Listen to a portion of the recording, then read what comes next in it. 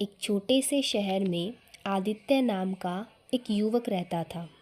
वह पढ़ाई में ठीक ठाक था, लेकिन उसमें एक बहुत बड़ी कमी थी। वह हर ज़रूरी काम को टालता रहता था। जब भी उसकी माँ या पिता उसे पढ़ने को कहते, वह हंसकर कहता, अभी बहुत वक्त है, कल से पढ़ाई शुरू करूँगा। यही कहते कहते उसके 3 साल बीत गए। स्कूल का रिज़ल्ट आया, आदित्य फेल हो गया। घर वालों ने समझाया, बेटा समय की कदर करना सीखो। जो समय आज गया है वो फिर कभी लौटकर नहीं आता। लेकिन आदित्य को फ़र्क नहीं पड़ता। वह शहर गया पढ़ाई करने, लेकिन उसकी आदतें नहीं बदली। दिन भर मोबाइल पर रील्स देखना, दोस्तों के साथ मस्ती करना, हर काम को टालना, यही उसकी दिनचर्या बन चुकी थी। आदित्य के शहर में एक बुजुर्ग व्यक्ति रहते थे, शांत स्वभाव के, गहराई से सोचने वाले और जीवन के अनुभवों से भरपूर। लोग उन्हें ज्ञानी बाबा कहते थे। एक दिन आदित्य ने तय किया, मुझे उनसे मिलना चाहिए, शायद मेरी ज़िंदगी बदल सके। वो बाबा के पास गया। बाबा पेड़ के नीचे आंखें बंद किए ध्यान में लीन थे। आदित्य ने सिर झुकाया और कहा, बाबा मैं हर जगह पीछे रह जाता हूँ। मेरे दोस्त मुझसे आगे निकल जाते हैं। मैं हार गया हूँ, कृपया मेरी मदद करें। बाबा ने आंखें खोली, मुस्कुराए और बोले, बेटा तुम्हारी समस्या यह नहीं कि तुम काबिल नहीं हो। समस्या ये है कि तुम समय की कीमत नहीं समझते। चलो मैं तुम्हें एक कहानी सुनाता हूँ। बहुत समय पहले एक राजा था जो प्रजापालक और न्यायप्रिय था। एक दिन वह जंगल में एक गरीब आदमी से मिला। मैले कपड़े, थका चेहरा, निराशा से भरा जीवन। राजा ने पूछा, क्या तुम कुछ करना नहीं चाहते? गरीब व्यक्ति बोला, कोशिश की लेकिन कोई साथ नहीं देता। लगता है मेरी किस्मत ही खराब है। राजा मुस्कुराया और बोला, आज मैं तुम्हें एक मौका देता हूँ।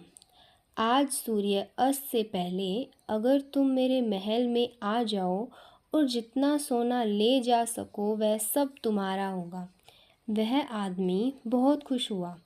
दौड़ता हुआ घर गया, पत्नी को बताया।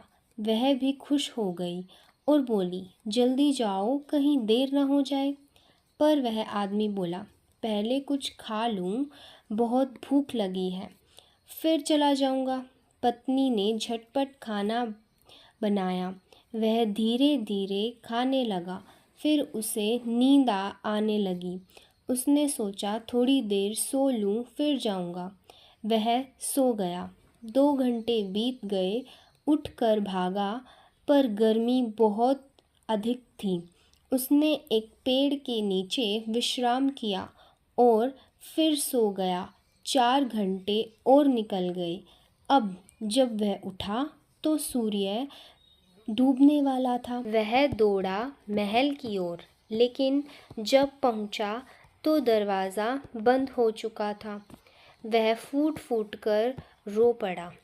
एक बार अमीर बनने का मौका उसके हाथ से समय की लापरवाही के कारण निकल गया।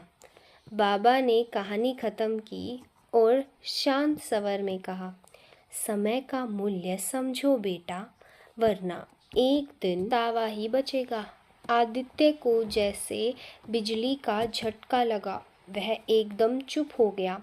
आँखों से आंसू बहने लगे।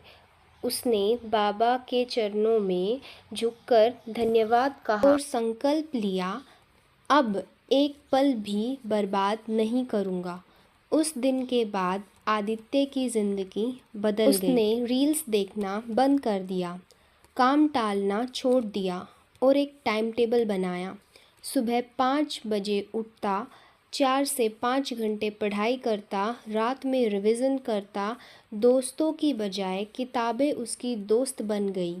6 महीने में उसका आत्मविश्वास बढ़ा, पढ़ाई में निखार आया और वही आदित्य जो सबसे पीछे था अब क्लास का टॉपर बन गया था।